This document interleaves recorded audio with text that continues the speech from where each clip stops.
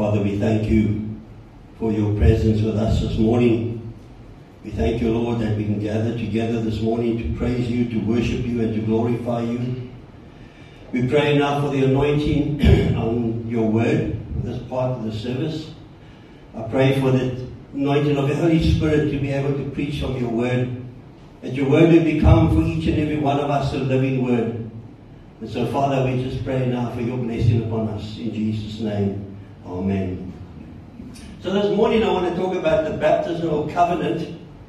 And I want to share on this topic because people don't understand why we baptize children. And I want to try and explain why we do that. And then we're also going to have the sacrament of confirmation. I want to explain why we do that as well.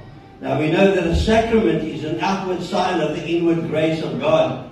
So in other words, you see the baptism, you see what we do there. And, with Noah and how we baptize him, anointing with the water and the oil. And then we're going to confirm Laura Lee as well, and you'll see everything. So it's an outward sign, but what you don't see is the inward grace of God that is taking place at that moment, where the grace of God is at work. And that's what a sacrament is. The same with a wedding. When we have a wedding, you see everything that happens in the front, you hear the vows, you see what's taking place.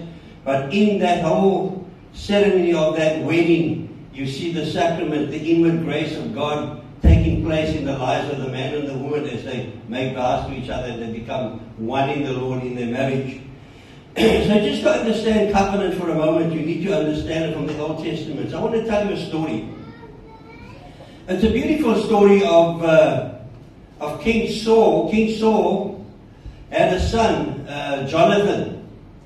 And Jonathan and David, they were blood brothers. When you become a blood brother, everything that belongs to you belongs to that person who you made a covenant with, and vice versa. So what happened, just to cut a long story very short, what happened, the kings were in war, they were busy fighting, and Saul and Jonathan were killed in battle. And David, when he heard that his brother, his blood brother, as it were, Jonathan had died, he was very upset. And he became king. He took over from Saul, and David became king of Israel. So now what happened was, David was thinking about Jonathan, his brother, and he was missing him terribly. And he asked his servant, is there anybody that's still alive from the house of Jonathan? And his servant said to him, yes, he's got a son, and his son is named Mephibosheth. It's one of those tongue twisters. His son's name is Mephibosheth, and he lives in a place called Lodebar. Because you can imagine he was afraid that David would kill him. Because if you think about it, he was the next in line for the throne.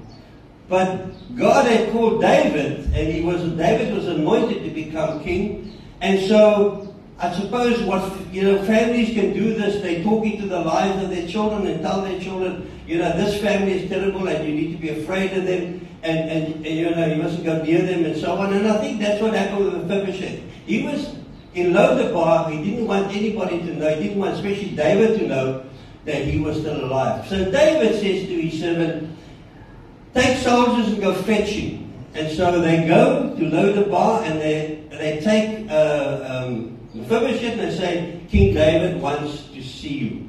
But they don't tell him why. So you can imagine what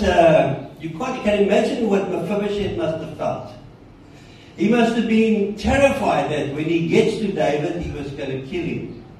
Now the other thing about Mephibosheth was that when he was a small child, the servant lady was carrying him, and when they were fighting in the wars, she tripped and fell, and he grew up a cripple. He obviously hurt his leg, and he couldn't walk properly, as he walked on crutches. He was a cripple.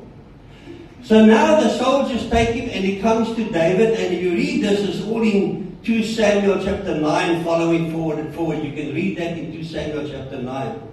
And so Mephibosheth comes into the palace of David, and the soldiers bring him in, and what he does is Mephibosheth falls flat on the ground, drops his crutches, he falls flat on the ground. And he says to David, I'm nothing more than a dog. In other words, have mercy on me. And he's expecting the soldiers, I would imagine, to chop his head off or something. But what does David do? David goes to Mephibosheth and he takes him and he lifts him on his feet and holds him up because he's a cripple. And David says to him, don't be afraid. Because of your father Jonathan, that I was in covenant with, you will have all the property that belongs to your father, Jonathan. And also tonight, you will eat at the king's table. And then the scripture says, in just one sentence, and Mephibosheth was a cripple. It's a picture, you see, of when Jesus died on the cross for you and me and he shed his blood. The shedding of his blood was the sealing of the covenant.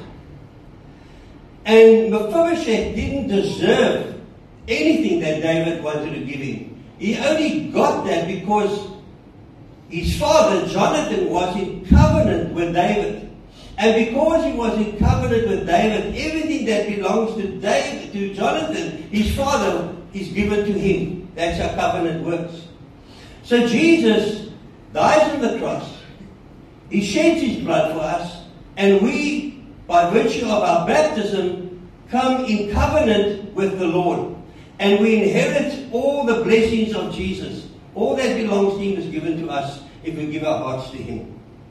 In the Old Testament, they would circumcise children, boys, and they would then be part of the Old Covenant. In the New Testament, baptism is a sign of covenant. And so we see God's grace. Now, Noah is not able to make the vows, but because his parents have been baptized and they are part of covenant because of what Jesus has done, they have given their hearts to the Lord. They make vows on behalf of their child so that Noah then becomes part of this covenant relationship. And then when Noah gets to a certain age, he then makes those same vows. He kind of steps out from underneath that spiritual authority of his parents and he stands on his own 2 feet and he makes those same vows and he says, Lord, I am now going to give my heart to you and I'm going to serve you, and every decision that I make in my spiritual life is now for me and not my parents. The weakness of it is that, unfortunately in the church, is that people used to just baptize left, right and center. The parents weren't in the Lord. And so, in a way it was kind of just, if you were baptized, you're fine. But the church has moved a lot away from that now. They would make sure that the parents have in fact given their hearts to the Lord first, that they are in covenant with the Lord before they make vows on behalf of their children. That's what happened to me. When I had my first 2 children baptized, I didn't bother too much. I just went along and did it. But with my third daughter, they wouldn't just baptize her until I went and prepared myself and gave my heart to the Lord, which I did. And to cut a long story short, I gave my heart to the Lord and I became a minister. So there's hope for you, Dean. You never know. No, I'm really kidding. But it just shows you that preparation can change your life.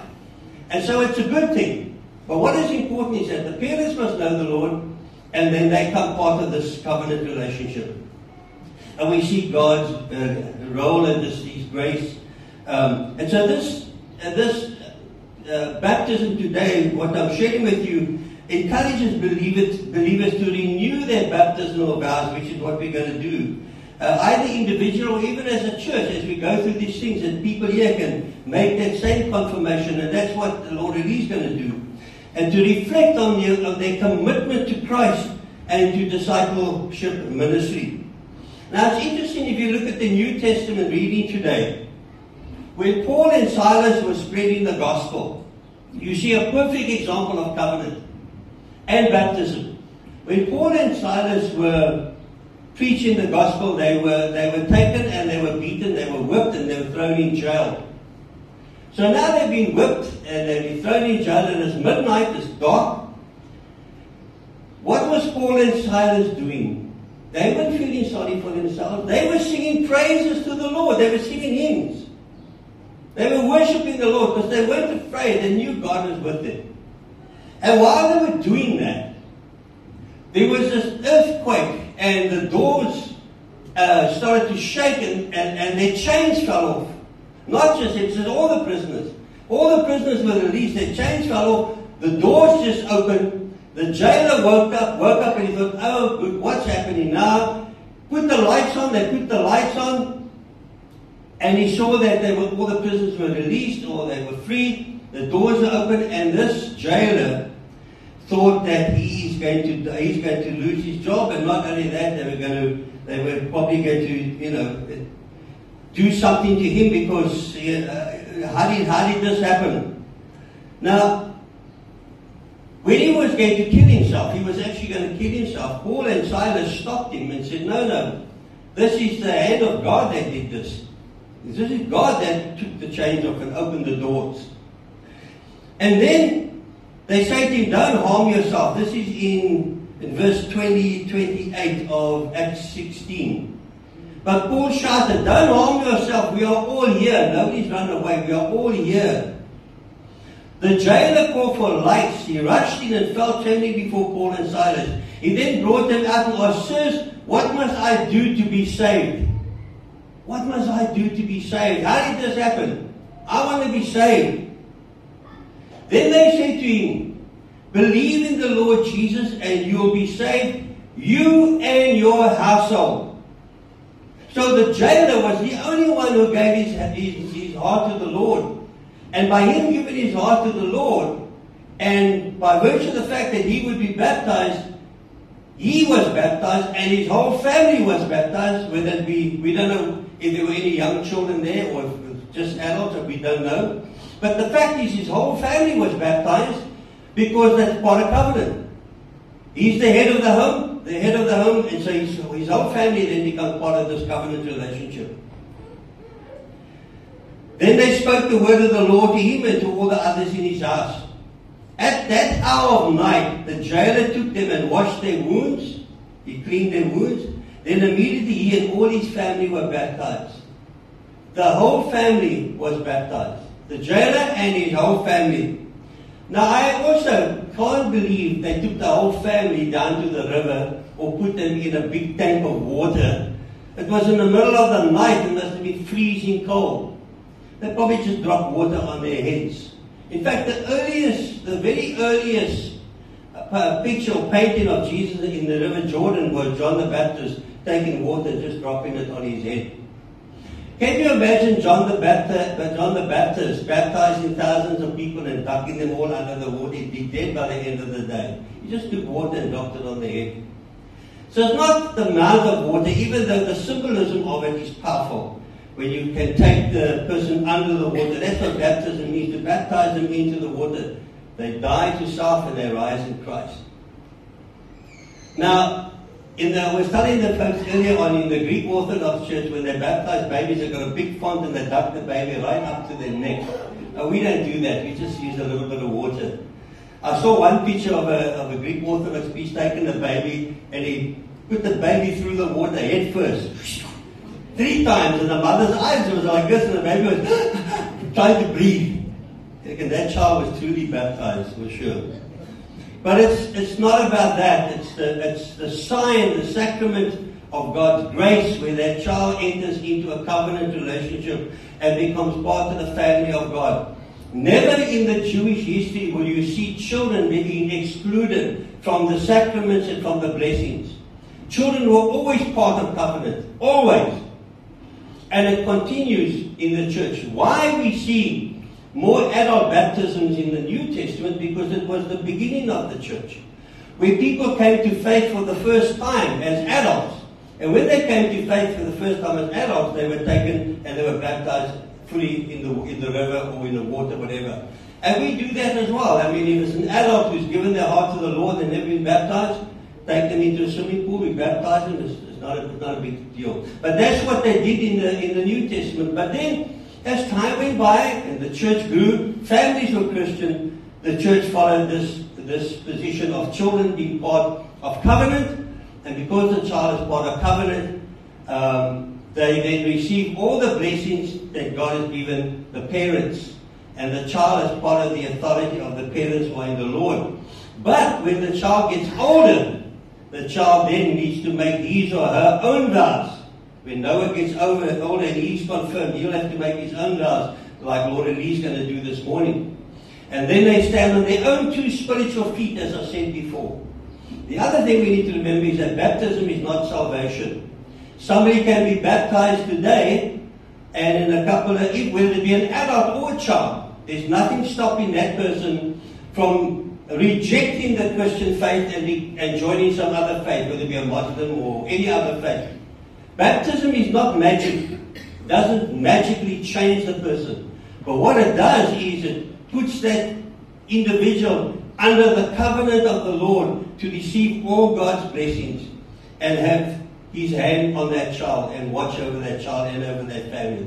So I just want to share those few thoughts with you this morning so you understand why we do what we do. Amen. So let's just pray. Father, we thank you this morning that we can baptize Noah and confirm Laura Lee. We pray, Lord, that you would just bless them, that this will be a wonderful time for Noah's family, for Dean and Ebenet and the family here, and also for Laura Lee and the family. So we give you all the praise and all the glory. And we ask for your blessing now in Jesus' name. Amen. Okay.